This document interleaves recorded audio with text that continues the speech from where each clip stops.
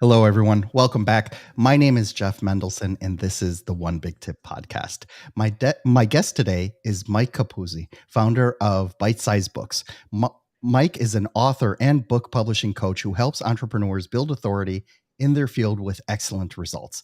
Mike helps his client produce shooks, which are short, helpful books that set you apart from your competition by creating authority. He has authored 15 books, two of which were Amazon #1 bestsellers, and the 100-page book, and the magic of short books. Mike is also a successful podcast host of the Author Factor podcast, and he's here today to explain how writing books establishes you as an authority in your field. So I am endlessly fascinated by this. First of all, just how, you know, easily people can create books, and then secondly, how they can get, how they can achieve top status, on Amazon and other outlets. So this is going to be a great conversation today. Mike, thank you so much for joining me, and welcome Hey, to the show. Jeff, thank you very much. I appreciate the opportunity, and I appreciate what you're doing with your podcast. I've listened to a couple episodes, and I think I love what you're doing. So thank you. Thank you so much for that. So I want to dig in a little bit here. I mean, I'll be the first one to tell you, for me, writing a book, like I just can't imagine, right? Like what goes into it, and also, like what the pull is for it, right? So of course, I'm surrounded by books here. I read a lot of books in order to keep up my learning, but what you're helping people do is to create like even more authority in the field. And there's just something about having that tangible book in your hand that you can just hand to somebody, or you can sell them for at any price point, that really gets them to really elevate their status. Mhm. Can you talk to me a little bit about what books and shooks are all about, and how you even got into this? Yeah. Well, I don't want to probably spend too much time, Jeff, on probably discussing the power of being a book author because it's been out there for well over 100 years. Think about all the books on your bookshelf. There are people that you've learned from, you go back to. So trying to make the point that being a book author is a powerful way of building your authority, helping other people. Um, it's just a fact, okay? That it's not even up for debate. What is unique about what we do and how we serve clients is exactly what you said. Like you help people with whatever you do in your business. You know about the power of being a book author. You're just not sure if it's right for you, or can you do it? Am I smart enough? Am I a good enough writer? Yada yada yada. Do I have the time? So, what we have done, and you mentioned the word shook, which is a short, helpful book, is we have developed a really unique format of a short book. So it's a real book. Takes about 1 hour for the average person to read. So it's more than a brochure, but less than your traditional business book. And it's very focused, and it follows a very specific formula we've developed to get people from not even knowing who you are to being helped by your content, and then taking a percentage of readers to what we call the next step, which is getting to potentially work with you. And typically these books take about 8 to 12 weeks to write, whereas a lot of business books can take potentially years. And the average business book is about 100,000 words thereabouts. Our shooks are anywhere from 10 to 15,000 words, which again really is a valuable benefit, Jeff, for the reader. I always say you can get on a plane in New York. By the time you're in Chicago, you're done the book and you've read the book because it's short and to the point. So that's sort of the unique thing that we bring to the table with our books. And by the way, we're talking business, nonfiction business books. So what's interesting about this, right? I've gone to a number of conventions over the past couple of years, and everybody is shoving a book in my hand, right? It's like, and I've learned, Marketers do that, right? Marketers have a right? way of like bastardizing everything. And no, because it was funny. Like I went to Podfest last month, right? And I think I came back with like 6 or 7 books, right? And I'm like, well, okay, yeah, there's that, right? And you try to get through them, and they are interesting content. On the one hand, I see them as, no different than lead magnets. Mhm. Give me your email address and I'll give you a book, right? Can be, It can be as simple as that. But this can also be, something of a profit center, right? You can sell it for 99 cents. If you just want to use it as a loss leader, you can sell it for $10, $20, or whatever you think the value is, right? And this is even before we go into the whole, book launch, book publishing realm, right? So like you said, like the power of putting a book in your hand, I think is, I think is just as powerful as putting a microphone in front of your mouth, Yeah. right? Instant authority. Yep. So once somebody does that, how do you find that authors and coaches, the people that would go down this route, how do you find that the best use of producing a book is to them? Yeah. And by the way, as I was even researching you, yeah, I thought, what you do for podcasters is what we're doing through podcasting is what we do with business owners through books, printed books and digital books. Um, so the first thing, Jeff, is when a client potentially comes to us, I make it very clear this is not about being a New York Times bestseller. This is not about writing your memoir. This is about creating a marketing asset for your business that will, span years if you do it correctly, add a lot of value to the readers and add a lot of value to you, the business owner. And I also stress that it's not about selling books. Now, people make a great living selling books on Amazon, and that's nice if that can happen. But this is about, publishing a book where the money is on the back end of it. And what I mean by that is, again, you take a certain percentage of the readers that are truly interested in what you have to offer, and then bringing them into your world, hopefully as a customer, client, student, member, whatever it is. And that's where the money is made. So that shift in focus, Jeff, is important because it takes the stress off of, I got to sell a ton of books to I've got to market a bunch of books so it gets in the right hands of the people that I can best help, and that would make ideal clients for my business. So, it's that shift of how do I target people, get my book in their hands. Podcast guesting is a great way. And hopefully, again, there's that small percent. I know you're a lead generation guy, so there's always a small percentage of people who will want more from you and have a pathway in your book for those people. What's interesting is that one of the books that I've been working on is Atomic Habits, right? And I think it's by Jim Clear. I think that's the name. I don't pay attention to the author so much. I really more devour the content, right? If that's not painfully obvious, but at this point. So one of the things that's interesting about that book is that after every chapter, he's like, hey, I have this worksheet that you can go download, right? Go to this website and download it. And of course, if you want to download that thing, you have to provide your email address, right? So, so my process here is I went to Barnes and Noble, bought the book, right? And now what I'm starting to do is to get the Audible version as well. So I'm listening to it at the same time I'm reading, and I find that it really helps with retention. Right. But then at the same time, I see all these different touch points that the author is trying to get me into his world. And now, of course, I'm getting, the follow-up emails and the other helpful hints, things like that. What are some other great ideas that people can use, to leverage the power of once you get a physical book inside someone's hands, how they can make that experience go further? Yeah. And by the way, you kind of went over quickly, but there's still a lot of business-oriented book authors that make the mistake of not making those offers and gestures in the book, so that when someone buys a book on Amazon, or in your case, you went to Barnes and Noble, kind of old school. I appreciate that. That gentleman who wrote that book doesn't know that Jeff Mendelson bought the book. He only knows it when Jeff, opts in for the additional resources that he offers. So that right there, Jeff, is a big key. And you're starting to see a lot more people do it, but it's still a very small percentage of business book authors that do that. It's, in my opinion, it's a big mistake. And, guys like myself are trying to help people realize the book is a conversation starter, and it's not a one-way conversation. It should be two-way. Again, only a certain percentage are going to go for that, but that's all you're focused on.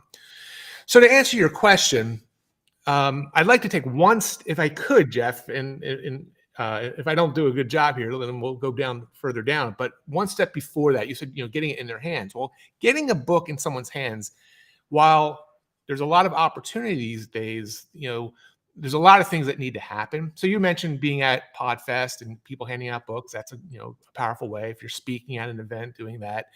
But I always say writing the book, honestly, is the easy part. It really is.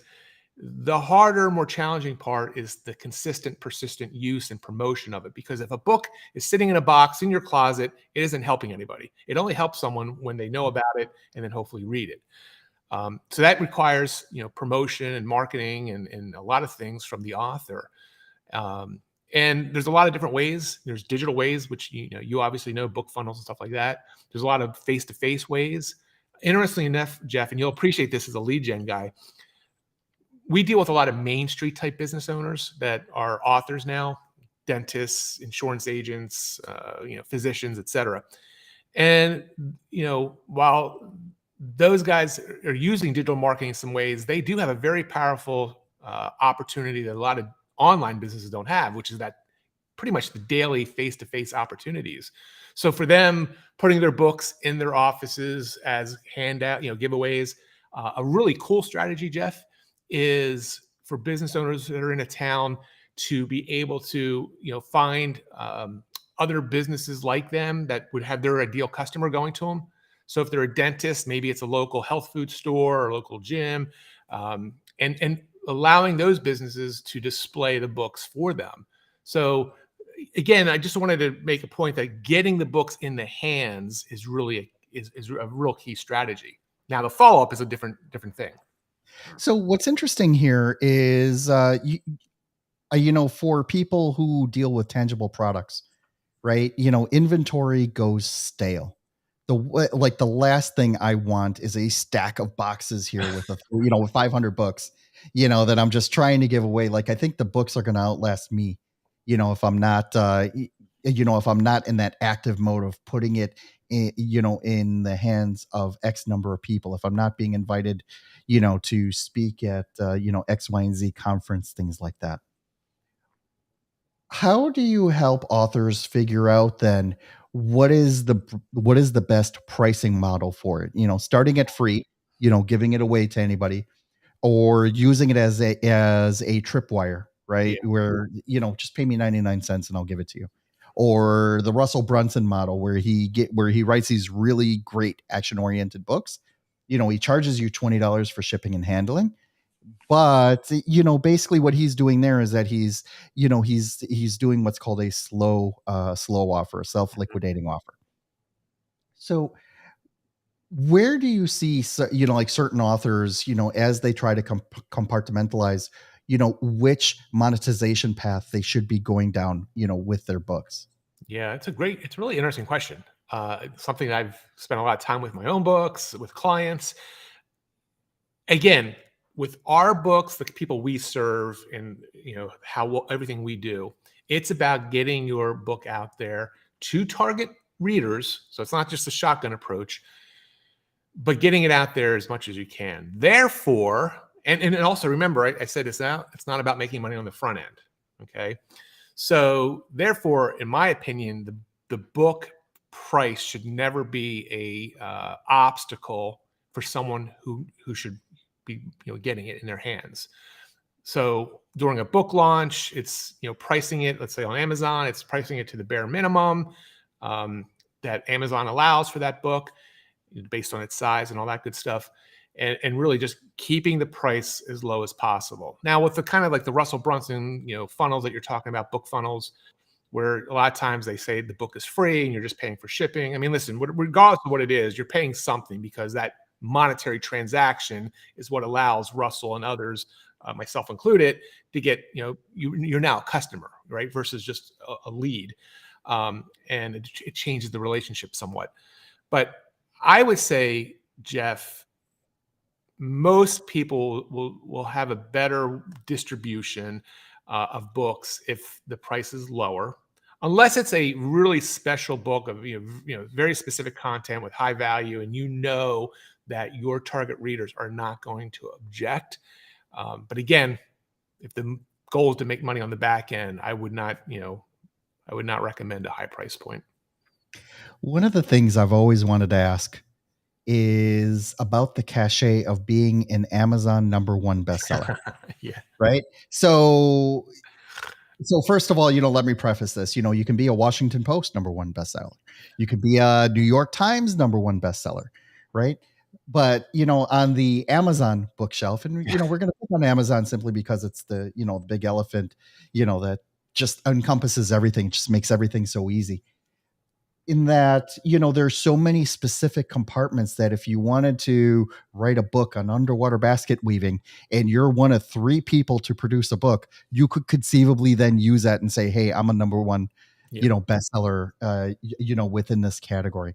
How important do you feel it is for a coach or an author to use that in their marketing? Like has that #1 status lost its luster a little bit over the years, or is it still a good pull? Like, what are your thoughts on that? Oh my gosh, we could talk for an hour on this. I know we're not going to, but we could, because I have a lot of thoughts. And for a number of years, Jeff, I really poo-pooed the idea because there's a lot of ways. And again, we're focused on Amazon. I mean, Amazon, I think at last count, has like 16,000 book categories, which means potentially there's 16,000 Amazon #1 bestsellers at any point in time. So if you can't become an Amazon #1 bestseller, what are you doing wrong type of thing. And I've always, for the most part, poo-pooed it because you can really game the system. And by that, I mean, I'm working with a client right now where she does want to really have a big book launch, and it's important for her, and I support her in this case. So we're doing research, and I'm finding other books in her genre which have nothing to do with, for example, because we found one of her competitors' books is a #1 bestseller in men's hair loss. That's one of the categories on Amazon. It has nothing to do with men's hair loss, the topic of her book, and the competitor's book, who is an Amazon #1 bestseller. But they got the book in there. There's, in that particular category, it was easy to rank. Therefore, you could become a #1 bestseller. So there's that side of the coin, Jeff. But having said that, about 2 years ago right now, I took it upon myself to really study this because I was intrigued. I used to put my books up on Amazon, not really worry about any of that.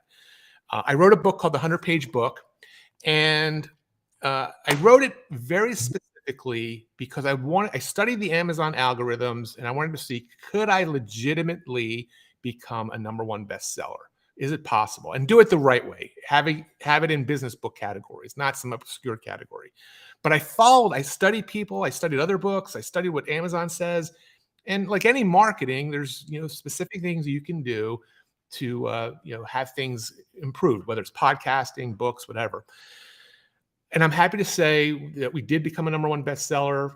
We did it for almost 8 months, print and Kindle. We sold literally, for the first time ever, was selling thousands and thousands of these books, because what happens with Amazon, once a book starts ranking and sales come in, it's like a snowball effect. And it's been the #1 lead generation device for my business for the last 2 years. I mean, we get most of our clients through either the 100-Page Book or the Magic of Short Books, which has also been an Amazon #1 bestseller. So, and then, yes, do I use the title? Yes. Do we put it, on the cover? We did. It's there. You guys like you and I, who are experienced marketers and have been to a lot of conference and stuff, we may be a little more jaded. I don't think the public is as jaded by the fact that you're touting that it's a #1 bestseller on Amazon. I think it's still important. And more importantly, Jeff, I think it just allows your book to be found on Amazon easier, thereby allowing it to help more people. Amazing. Thank you so much for that in-depth explanation. I was hoping that you could walk us through a case study of how you were able to help somebody, create the book, position it, market it, and what is the net result that they were able to experience with their business as a result of going through that entire process. Yeah. And we had to look at it as a sort of a single slice, because another thing everyone should understand is when you write a book, it is a long-term play. This is not a I'm publishing a book, and by next month, I'm done and on to something else. Successful book authors use their book year after year, potentially decade after decade, if you write a decent book. So the timeline, the continuum is long, Jeff. I'll give you a couple quick examples off the top of my head. One is my own daughter when she was a senior in high school, right about 3 years ago or 4 years ago, right now, right in midsummer. She was getting ready to go to college, or she was getting ready to start applying to colleges, and I encouraged her to publish a book. Long story short, she published a book about dog rescues. It was a compilation book, and where she wrote one chapter, and we've got 25 other people who rescued a dog to contribute a chapter. Quick story with her: she raised $6,000 during the summer and the subsequent months for dog rescues that were featured in the book. But more importantly, she had a ton of local PR and press exposure. She was on magazines, we live in the Philadelphia, Pennsylvania area, so she was on a mainline Today magazine. She was on several newspapers' front page. And when it came time, Jeff, for her to apply to college, she used her book, which was not our original intent, by the way, but she used her book and got into every college she applied to with scholarship offers, with letters written from the dean. How cool would it be to have an author in our freshman class, et cetera, et cetera. Now, that's not a business example, but it's one example of how a book can really just do something special for you. I've had other authors that are real business owners who have just built, tremendous brands. So one particular guy, he's a U.S. Air Force fighter pilot. He's now written 5 or 6 shooks. His goal is to he does it for his own business, but he also looks as a way to raise money for a nonprofit charity that he's very involved in. And then our Main Street business owners, they get their books out there. I've written about a dentist who put those books out in those different places in his community, and within a month got 3 high-paying clients that found his book at the gym, at the Whole Foods, the health food store, et cetera. Amazing. Thank you so much for sharing those examples, especially the one about encouraging your daughter to to make her mark. I think that's one of those things that just really sticks with you. It's a label that you keep for life, right? Where it's just like, yeah, I'm an author. No one can take that away from me anymore. Yeah. Right. And what's cool about that is it will continue serving her, in the years going forward, like when she starts applying for internships and when she starts applying for jobs. It's like, hey, guess what? I did this. This is one massive achievement that most, let's just call them normal people, wouldn't necessarily try to do. Right. But, she was able to do it with your encouragement. So thank you so much for sharing that. Sure. Mike, can you please let everyone know how they can learn more about your company and how they can reach out to you directly? Yeah. Well, I appreciate that, Jeff. Well, my website that I've had for years and years and years is mikecapuzzi.com. So you can check it out. There's, 15 years to almost 20 years of content there. And our publishing company is Bite Sized Books, and that's bite-sized with a D, bitesizedbooks.com. And you can find, all my shooks up on Amazon. And Jeff, if it's okay with you, I have a gift for your listeners, if that's okay. Yeah, go for it.